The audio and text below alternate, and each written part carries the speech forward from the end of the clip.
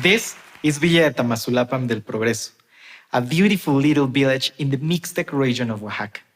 My village and the surrounding 154 villages of the region have a population of about 400,000 people.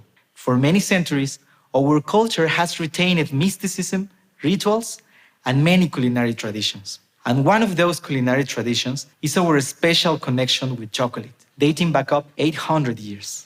Our ancient indigenous communities were among the first cultures in the world to use chocolate as a symbol for social union. This image was made between the 13th century and the early 16th century, and it is part of the Such Nodal Codex. The codex is composed of 47 painted deer skins, all of which represent the history of the Mixtec region. There are many social dynamics taking place in this picture, which specifically showcases the marriage between the Mixtec king and queen. And notice the cup of hot chocolate between them that they are sharing to seal their marital bond. This tradition is still alive today, with chocolate front and center during the most important events of our communities, like births, weddings, and even funerals. But even though Oaxaca has a rich history of chocolate, and even though people enjoy chocolate all around the world, Asian Mixtec traditions around how to grow cocoa, process it, and prepare it are fading away. Mexico is considered the cradle of chocolate, but 4 out of 5 chocolates made in Mexico are made with foreign cocoa. Meanwhile, the average age of a Mexican farmer is 63 years old. So we need to train a new generation of farmers in order to keep our land fertile and our crops alive. I wanted to do something about this, and given that I truly believe in preserving and spreading the wisdom from indigenous communities to modern life, I turned my attention back to Oaxaca's rich history of chocolate. And also, I wanted to try to support economically my region, which has been considered one of the poorest regions of Mexico. So I teamed up with a tenacious team of local people to embrace our regional chocolate culture and make it a sustainable industry by its own right. We call it Oaxacanita Chocolate, and it's unlike a mass-marketed bar of chocolate. That's because we rescued 2 native cocoa bean species. We started by growing 20 trees on a rooftop, and we've expanded our tree growth to 5 towns, cultivating 5,000 cocoa trees and counting, with the help of professionals like engineer Ivan Garcia, who was a gardener in the United States and has decided to come back to his community to be part of this taste movement. We also talked with traditional cooks of the region to learn about the original recipes.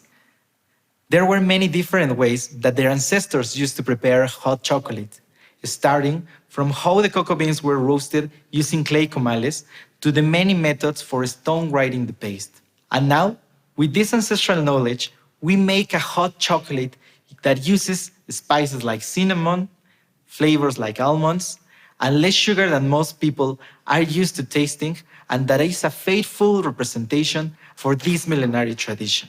This recipe creates a rich, smooth, velvety flavor that warms not only your heart, but your soul.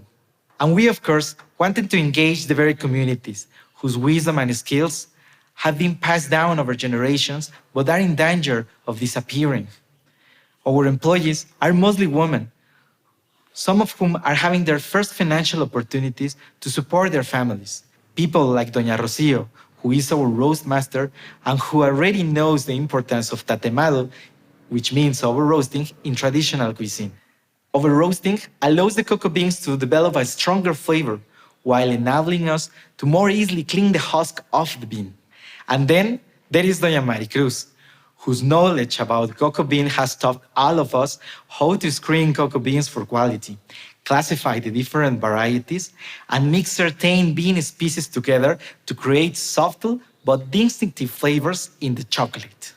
And we engaged local artisans to create our packaging with sustainable materials that they already worked with, like woven baskets, clay cups, and molinillos. Together, we cultivate the cocoa from the trees, produce the chocolate, and package the final product. We started operations on a tiny scale in an empty room of my grandmother's house. In 2015, we sold about 50 kilograms of chocolate. By 2020, we sold over 1,800 kilograms of chocolate, and our work has been recognized by the US government, the International Youth Foundation, and Facebook, leading us to be the first Mexican chocolate company to be awarded internationally for social impact. Working with a community for a community has taught me that we can simultaneously preserve traditions, economically boost a region, employ people locally, and sell a delicious product with a history that people cares about on a global scale. That potential lies in local communities around the world. So let's invest in our indigenous history. That history is full of wisdom, and who knows, it might also be delicious. Cheers.